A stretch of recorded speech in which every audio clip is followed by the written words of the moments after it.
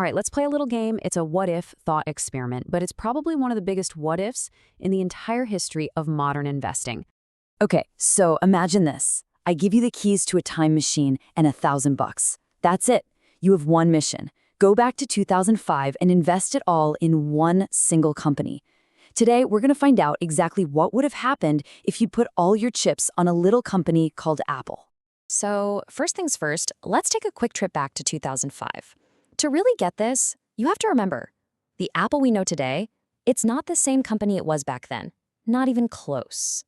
Back in 2005, yeah, Apple was doing okay. They were cool. But the most valuable company in the world? No way. When you heard the name Apple, you pretty much thought of two things. The iPod, that little gadget that put 1,000 songs right in your pocket, and those fun, colorful iMac computers.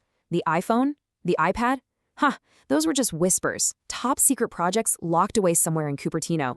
Now, get ready for this. The price.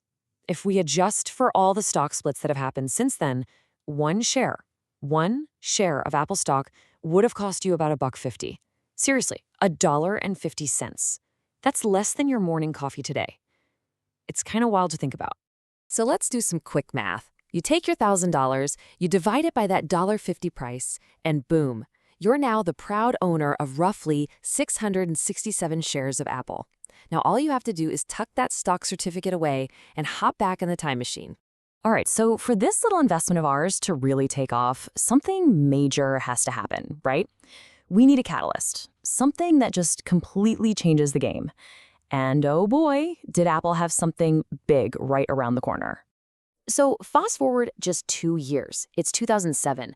Steve Jobs walks out on stage and basically changes the world. He pulls out the very first iPhone. But you know what the real masterstroke was? That came a year later with the App Store. Because suddenly, this wasn't just a phone anymore. It was the start of a whole new ecosystem that would literally change how we do, well, everything. And he wasn't kidding around. That one sentence kicked off a chain reaction that sent Apple into the stratosphere. It sounded bold at the time, but looking back, it might just be one of the biggest understatements in the history of technology. You can almost see it in the numbers. Before the iPhone, Apple stock was, it was doing fine. A nice, steady climb. But after the iPhone, the whole trajectory just goes vertical. It started climbing, then it climbed faster, and then it just felt like it was never, ever going to stop. That was the ignition point.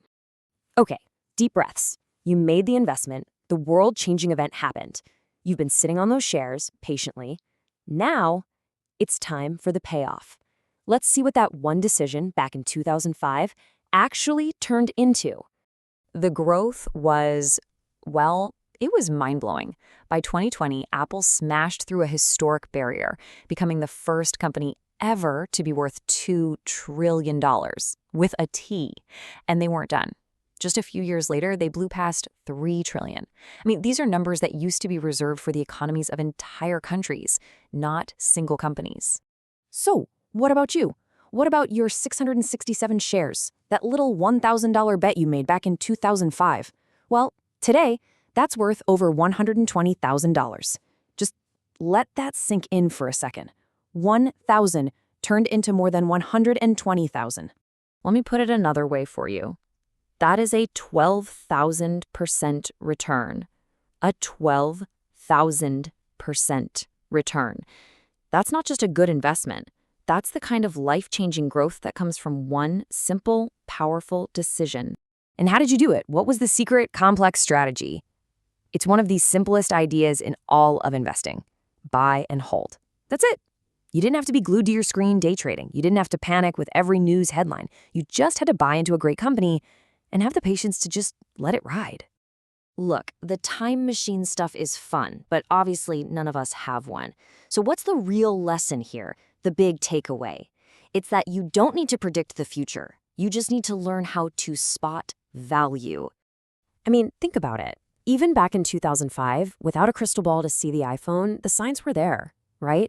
You had a visionary leader, Steve Jobs, who was absolutely obsessed with making things people loved to use. And that obsession, it created products that people didn't just like, they were passionate about them. That created this incredibly loyal customer base, a fan base, really. And when you have that kind of loyalty, strong sales follow. The fundamentals were all there. The rocket fuel was already in the tank. And see, that's the huge difference between just gambling and actual investing. Gambling is basically crossing your fingers and hoping you get lucky. But investing, that's about opening your eyes wide, looking for those real fundamental strengths in a company, and then making a bet on its future. It's about seeing that value before the rest of the world catches on. Yeah, hindsight is always 2020, of course, but the reasons Apple was a great investment, those principles are timeless. The next Apple, the next company that's going to totally change the world, is probably out there right now. Maybe it's hiding in plain sight. So the real question isn't about having a time machine. It's much simpler. Are you paying attention?